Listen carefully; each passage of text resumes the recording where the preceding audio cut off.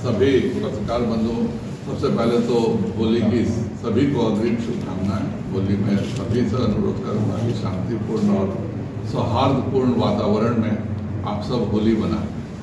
28 जनवरी को NDA part 2 फिर से वापस बनेगी और केवल 50 दिनों में एनडीए पार्ट 2 ने जो काम किया है वह अपने आप में एक इतिहास है। आप सब देख रहे हैं कि 2022 में जब आयुष्मान भारत योजना हम लोगों ने कैबिनेट से किया था कि हर राशन कार्डधारी को 5 लाख रुपए का मुफ्त इलाज की सुविधा मिलनी चाहिए। जैसे हम लोगों का 28 जनवरी को गठन हुआ, 3 मार्च से हम लोगों ने सभी राशनधारियों को यह सुविधा दी कि भाई 5 लाख रुपया का भर्ती अथवा ऑपरेशन की मुफ्त सुविधा मिलेगी। आज मुझको बताते हुए हर्ष होता है कि 75 लाख परिवारों को आज 75 लाख नए परिवारों को 5 लाख रुपए के मुफ्त ऑपरेशन और भर्ती की सुविधा मिल चुकी है। वैसे ही ग्रामीण विकास मंत्रालय एक ऐसे व्यक्ति के पास था जिसको कोई विकास से मतलब नहीं था।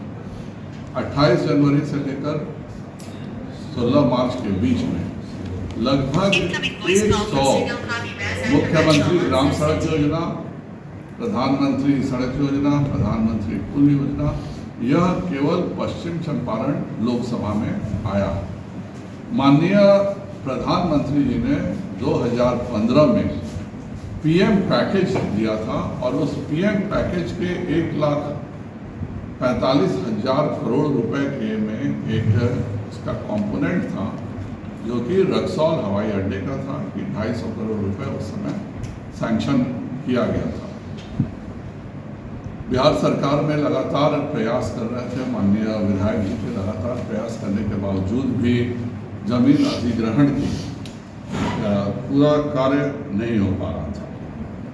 लेकिन मुझको बताते हुए खुशी है कि एनडीए पार्ट 2 जब बना है, माननीय मुख्यमंत्री जी जो स्वयं इसके नागरिक उड्डयन के भी मंत्री माननीय मुख्यमंत्री स्वयं हैं।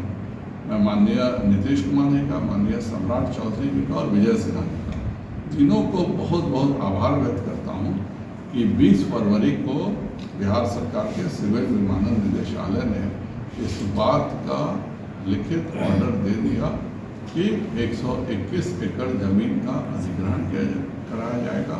उसके लिए लगभग 236 करोड़ रुपए की आवश्यकता है। वह पीएम पैकेज में ऑलरेडी मौजूद था और इसलिए वो 236 करोड़ रुपए भी मार्क कर दिए गए कि ये पैसे से 121 एकड़ जमीन का अधिग्रहण करा दिया जाए, क्योंकि पहले केवल 152 एकड़ जमीन ही रक्सौल हवाई अड्डे के लिए थी। एक चंपारण में हवाई अड्डा खुले, इसका वर्षों से एक डिमांड था। तो आज मुझे बताते हुए खुशी है कि ये सिविल विमान निदेशालय का पत्र है, यह 20 फरवरी का पत्र है और यह बताता है कि महागठबंधन के सरकार में कोई काम नहीं होता। जब एनडीए आती है तभी विकास होता है। जब माननीय मोदी जी के साथ डबल इंजन की सरकार बनती है तभी ये सब कार्य होते हैं। मेरी अंचल से भी बात हुई थी और माननीय मंत्री जो हैं दिलीप जायसवाल जी ही हैं भूमि अधिग्रहण के, और सभी चीज़ें काफ़ी रफ्तार से चल रही हैं।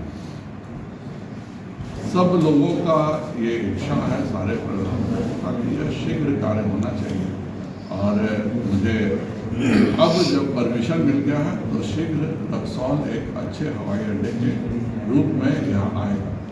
इसके अलावा एक और रक्सौल विधानसभा के बहुत पुराने मांग थे, गम्हरिया से गम्हरिया, जो आदापुर गम्हरिया से रक्सौल गम्हरिया सड़क बननी चाहिए। 50 दिनों में हम लोगों ने लगातार योजनाएं पास कराते गई और उसमें यह 17 करोड़ रुपया गम्हरिया, आदापुर गम्हरिया से रक्सौल गम्हरिया तक का यह कैनाल का रोड, इसमें 70% कच्चा था, इसलिए यह PMGSY में आ नहीं पाता था। पर यह इस विधानसभा की हमेशा से मांग रही है, काफ़ी दिनों से हम लोग प्रयास करते थे, लेकिन प्रधानमंत्री सड़क योजना की अपनी सीमाएं होती हैं। ठीक है, वही कोई गांव वहाँ पे कनेक्टेड नहीं है। ये 2 मेन रोड को जोड़ने की बात थी दोनों आरसीडी का। मैं माननीय प्रमोद कुमार सिन्हा जी को बहुत बहुत आभार व्यक्त करता हूँ। जब से ये 2020 से बने थे तब से मैं इनसे एक ही मांग करता था कि भाई केंद्र सरकार ने तो राशि दे दी है, प्रधानमंत्री जी ने तो रक्सौल हवाई अड्डा का राशि दे दिया है, बिहार सरकार का काम है जमीन का अधिग्रहण करना। और लगातार विधानसभा में यह प्रश्न उठाते रहे और इसके लिए मेहनत करते रहे और अंततः 20 फरवरी को इस तरह की सफलता भी मिल गई और आज रक्सौल का हवाई अड्डा एक हकीकत के रूप में बदलने जा रहा है। सांसद महोदय जी, सबसे प्रॉब्लम है कि ओवर ब्रिज बन जाता तो जाम की समस्या इस पर। और ओवर ब्रिज का पैसा पूरा सैंक्शन हो चुका है। इसमें दिक्कत क्या था कि बिहार सरकार अपना हिस्सा का पैसा नहीं दे रहा था। फिर जब प्रधानमंत्री जी का गति शक्ति योजना का आया तो हम लोगों ने 100% राशि प्रधानमंत्री केंद्र सरकार के द्वारा ओवर ब्रिज को देने के लिए हम लोग तैयार हो गए। उसके बाद चूंकि तब तक सड़क निर्माण मंत्री तेजस्वी जी हो गए थे, उन्होंने कहा कि ओवर ब्रिज की लैंडिंग भी रेलवे के भीतर होनी चाहिए। आर्थिक लाभ के लिए केवल वह इन चीज़ों को रोके हुए थे। हम लोगों ने कहा कि ठीक है, इसको पुल निर्माण निगम को ही दे दिया जाए। आज पुल निर्माण निगम और नितिन नवीन ने उसी समय नाबार्ड से भी बात करके सब राशि उपलब्ध कराई थी। यह कार्य सब तरह से हो चुका है, इसमें कोई दिक्कत भी नहीं है, कोई बाधा भी नहीं है। बिहार राज्य पुल निर्माण निगम कभी भी ओवर ब्रिज का काम शुरू कर सकता है, न उसमें राशि की दिक्कत है। जो उनका एक शौक था कि भाई टेंडर बिहार राज्य पुल निर्माण निगम करें, केंद्र सरकार ने पूरी राशि बिहार राज्य को हस्तांतरित कर दी है और अभी ये NDA 2 की सरकार में किसी प्रकार का कोई दिक्कत नहीं है।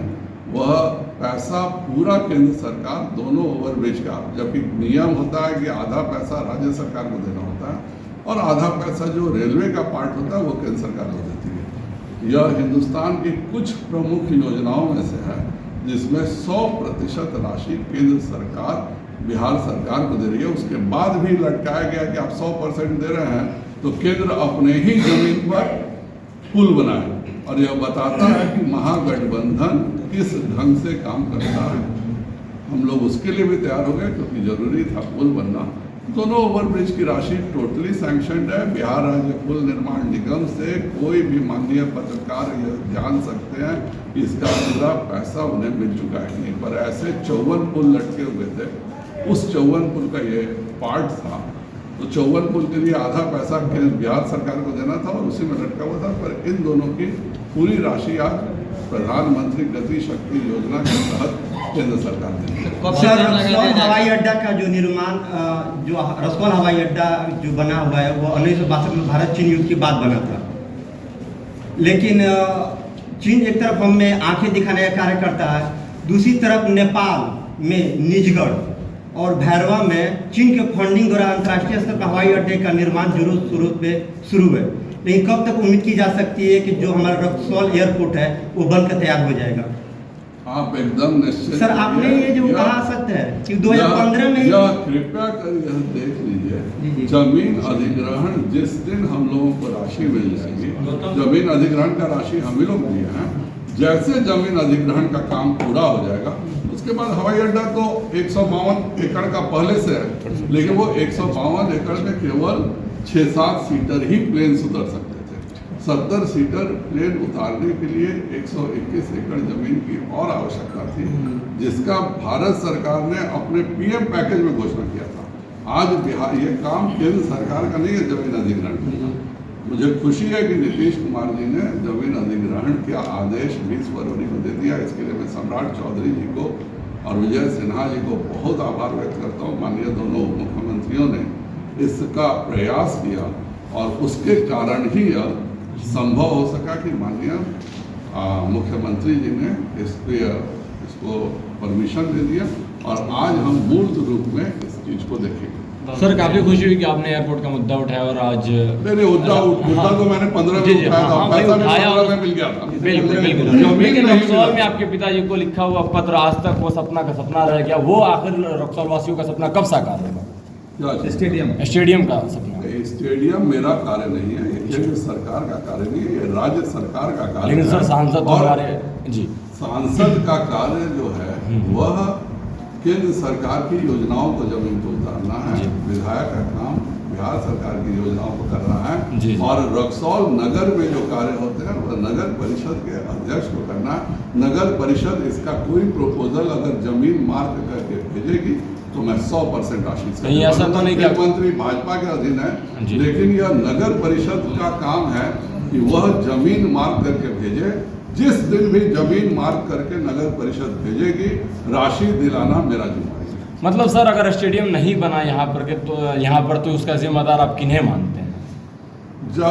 जब तक नगर जी। परिषद जी। जमीन रक्सौल नगर परिषद रक्सौल शहर के जी। करता है, रक्सौल नगर परिषद जमीन मार्क करके भेज दे, ओके। मैं अपने विधायक पर पूरा विश्वास करता हूं कि वह निश्चित तौर पर राशि दिलवा देंगे। शहर में स्टेडियम कहाँ खुले, यह नगर परिषद के अध्यक्ष का काम। पूरे रक्सौल मंडल में एक कॉलेज है, गवर्नमेंट कॉलेज है, KCTC कॉलेज सर। अगर आप सब पढ़े लिखे व्यक्ति जी जी मेरा अनुरोध रहेगा, जी।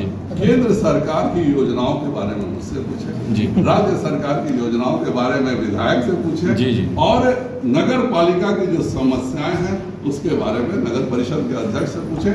जी। 3 श्रेणी के चुनाव होते हैं और इसीलिए होते हैं कि जिसका जो कार्य है वह करे। मैं आज भी पुनः दोहरा रहा हूँ, जिस दिन भी स्टेडियम की जमीन नगर परिषद मार्क करके यह जमीन पर स्टेडियम बनना चाहिए दे देगा, मैं करवा लूंगा। आपने